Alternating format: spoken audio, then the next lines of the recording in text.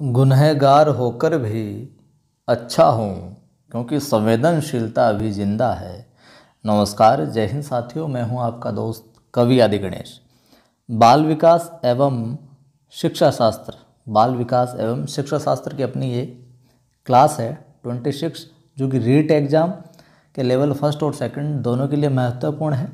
साथ ही साथ अगर आप सीटेट की तैयारी भी कर रहे हैं तो उसके लिए भी फर्स्ट ग्रेड, सेकंड ग्रेड और डीएसएस भी जो भर्ती आई हुई है सेंटर में, उसके लिए भी ये साइकोलॉजी क्लास महत्वपूर्ण होगी।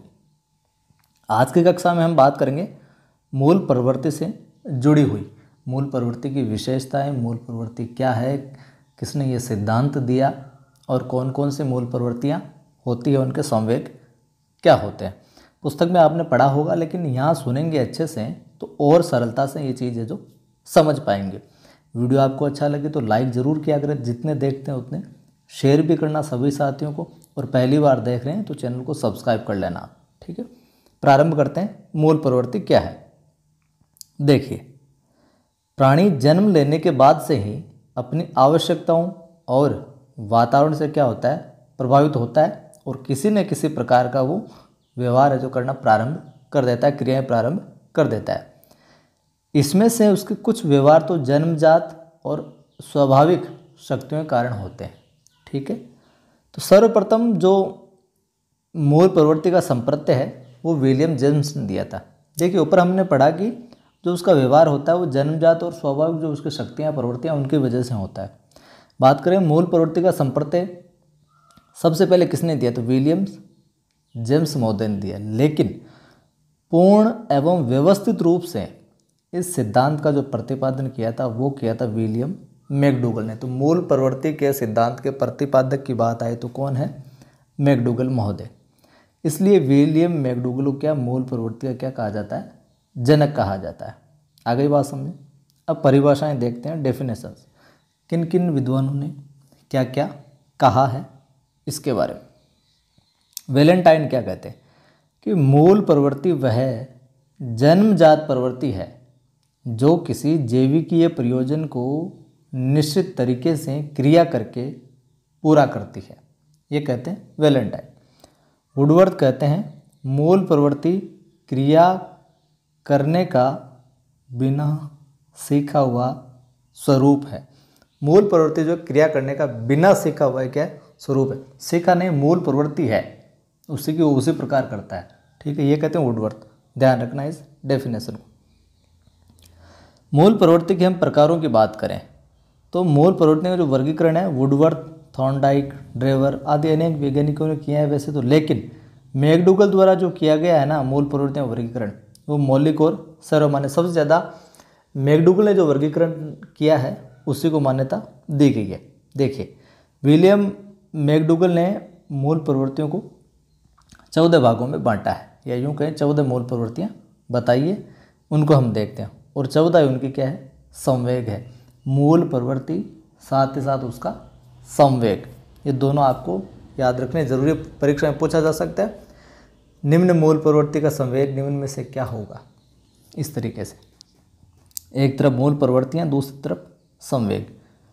पलायन जो मूल प्रवृत्ति है, संवेग क्या है उसका? पलायन से भय उत्पन्न होता है। युयुत्सा मूल प्रवृत्ति क्रोध, इसका संवेग हो गया। निवृत्ति मूल प्रवृत्ति, इसका संवेग घृणा, निवृत्ति का घृणा। संतान की प्राप्ति की जो मूल प्रवृत्ति होती है, संवेग क्या उत्पन्न होता है? वात्सल्य वाला। शरणागत मूल प्रवृत्ति करुणा, संवेग। काम मूल प्रवृत्ति कामुकता, संवेग। जिज्ञासा के अंदर आश्चर्य, दैन्य के अंदर आत्महीनता। आत्मगौरव मूल प्रवृत्ति के अंदर आत्म स्वाभिमान या स्वाभिमान की, आत्माभिमान की संवेग हो जाएगा। सामूहिकता एकाकीपन, भोजन भूख। स्वामित्व प्रवृत्ति के अंदर संग्रहण। रचनात्मकता के अंदर कृतिभाव, रचना का भाव। हास्य के अंदर आमोद, हास्य मूल प्रवृत्ति और आमोद है जो संवेग हो जाएगा। तो ये 14 मूल प्रवृत्तियाँ मैकडूगल ने बताई। अब इन मूल प्रवृत्तियों का जो रूप परिवर्तन है किस वजह से होता है, क्या विधियां हैं जिनकी वजह से परिवर्तन किया जा सकता है।